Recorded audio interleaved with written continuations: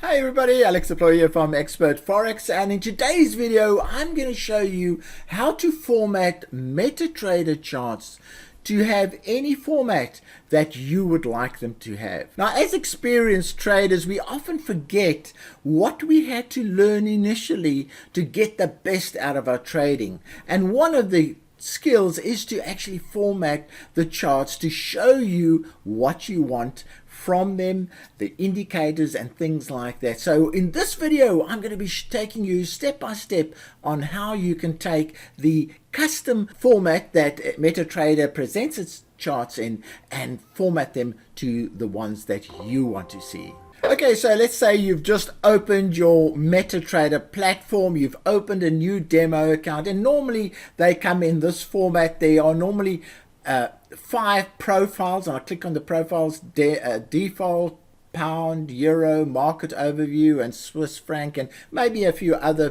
profiles that you can use. The default looks something like this. So I'm going to work with the market overview because that represents more or less the default view, and that is the one we are going to use to make the changes that we want to make. So let's take the pound chart. Now, to maximize the chart, you just click on the maximization, and there we have it. So this is what MetaTrader supplies as a default, and what I'm going to do firstly is just get rid of all the junk that's on that chart. So to do that, I right click and I go to indicator list, and on the list you'll see all of the indicators that have been added to this chart by MetaTrader. I'm just going to delete them for now because I'm not going to use those indicators, so I don't need them. So there we are, we've now deleted the chart. It's a lot clearer. There's still a grid there, and there's period separators, but I'll talk about those soon. And then you've got this count off panel, which shows you the sell price and the buy price for this particular instrument. Now, if you don't want to see this one, just click on that little arrow over there and it'll fold it up. If you want to see it again, you just click on that. Okay, so already we're starting to show you how you can customize some of the charts. So let's say I don't like this particular format of this particular chart. This, by the way, is on the 30-minute time frame. It tells you there 30-minute, and we're looking at the pound. I'm going to just change this to maybe the 1 hour. So to do that, you just go in here and you click on 1 hour. Alternatively, you right click and you can go to time frames and choose the 1 hour. So now I have a 1 hour view of the particular chart, and you'll see that this is away from the price action is away from the left hand side. If you don't like that, you click on that icon over there and it will bring it to the side view. I like seeing that little gap. It gives me an idea on trend lines and things you need a little bit of space to work with. So that's what you use to get that gap in place. The other item that you need to do is the scroll one. So if you click scroll, you can actually scroll through the chart like that. If you unclick it, it won't allow it. It'll always flip back to the beginning of the chart. So there already we're starting to look at some of the chart options that you have. Now, so let's go and change this chart option. I like seeing the charts with candlesticks that are blue going up and red going down, and maybe with a white or softer black background. So let's see how I achieve that. So the first thing is you take your cursor, you right click on the chart itself, and then you go down to properties. Okay, then it opens a whole lot of properties, and they are the current properties of the chart. So firstly, I said, I'm going to keep it simple. I want a white background, so I choose a white background. So that's changed that one. Then the foreground needs to be, now that I've got a white one, I need a black foreground. So we click on that, and now I can see the prices in black. Then the grid, as you can see, there's a grid there. I like my grids to be very subtle, so I go for a little subtle, like that lavender. Lavender always is a nice one.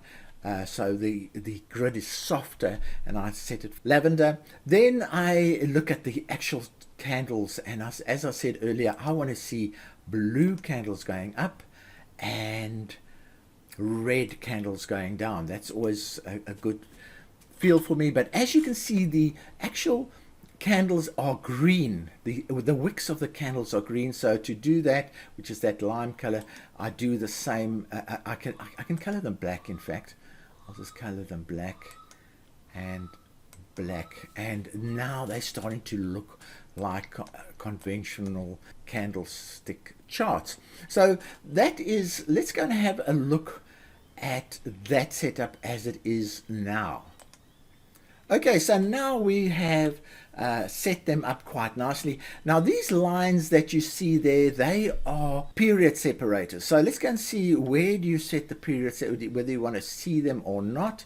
So we go in here, and on the setting you have colors, but you also have common ones, and there is the period separator. So you can unselect it and then say okay, and then you don't see the period separators. Or let's go back again, or you can select them. So I'm not going to actually do that. Then this show open, high, low, close values, there they are, open, low, close, high values. So what you can do is you can switch them off too. So I'm going to switch them. Let's see, there we are. So now they are also switched off. Don't know if you need them, but if you want to see them, you just hover over a particular candle and you'll see the values shown at the bottom of the chart, as you can see on your screen. So those values, though, if you want to have a look at them, you can still have a look at them. So we've already change the chart, and can you see the grid is softer? It doesn't overpower like the previous grid did. And then the other thing about charts, you can condense them this way and open them up as much as you can that way. So that's another way that you can manipulate the charts. The other thing you can do, you can increase the size and decrease the size. You use those icons up here, the zoom in and zoom out. So let's increase the size, and you can increase them quite amazingly, and then let's decrease them, and you can decrease them to the size that you want them to be. So there we go. And let's just bring them back to what I like. That's a more conventional size that I like. Just a quick reminder that if you like this video, please like it. If you really like the video, become a subscriber. And then the third thing to do is visit my channel. I have over 1,600 videos in my channel. You don't have to work through all of them. They have been sorted into playlists, as you can see over there, and there are the videos. So you can see my most recent videos when you visit my channel. If you think that you've missed any of my videos, and you can go to the playlist to see specialized playlists. There's also a lot more information about our best trading robots and also our best services and forums that you can find in this channel. Right, back into the video. Again, I'm just going to rearrange the menus here because they are a little bit too cluttered. In fact, on my screen I could most probably fit them all on one line, and that gives me more room for my chart over here. Okay, so let's have a look at some more settings for the charts. As you can see, you can set the charts for any time frame. So if I want to move to a 15-minute time frame, you just click on that and it's gone to 15 minutes. We'll go back to 1 hour, and let's go and have a look at more settings that are available. So we'll go to the color one. I generally don't use the volumes, but if you want to use the volumes, you can color them whichever color you want. If you want to switch them off, as it were, you give them the same background color and they basically disappear. Line graph, again, that's a preference that you might want, but I like a black line graph. I never use the line graph much, but I'll show you what it looks like.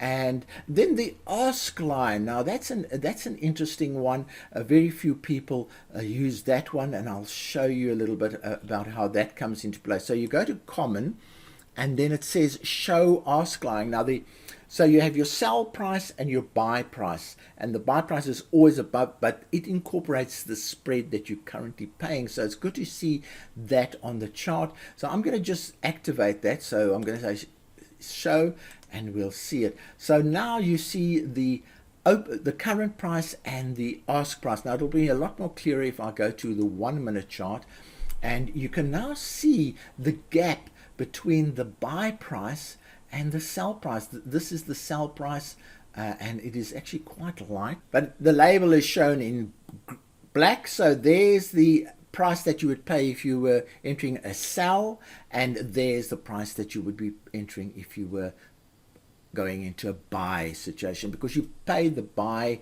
spread when you enter and buy. With a sell spread, you don't pay the spread yet, you pay the spread when you exit the transaction.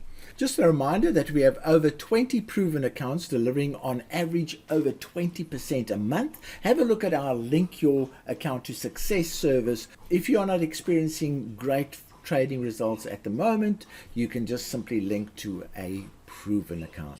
Okay, so now we've already really built up quite a nice profile here. I'm going to go back to the 1 hour, gives a bit more of a picture of the chart.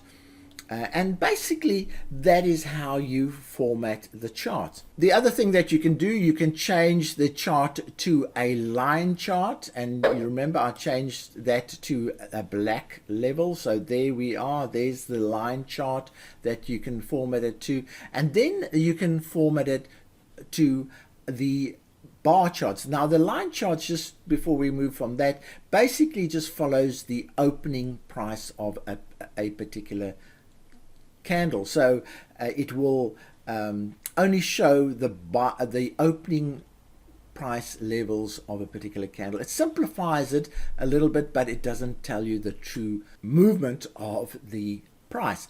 The candlestick most probably shows you the best, because you can see this arrow was red, so it was a down arrow. The price moved down. It had a high over there and a low over there, and a close over there and an open over that particular candle that I'm showing you now. Now, if you find that too much clutter, a lot of traders use bar charts, and here's the bar chart. And again, that shows the same information but not the colors. It basically shows the movement the same as we saw before. Here's the same candle that we saw before.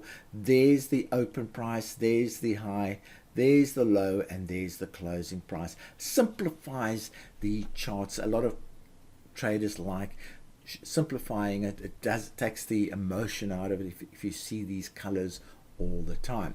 But I would say 95% of traders like trading the type of chart that you're seeing on your screen. Now, I will cover in future videos how to draw lines on the charts, how to put channels into the chart, all that, how to write on the chart, that kind of thing. I will cover in a future video.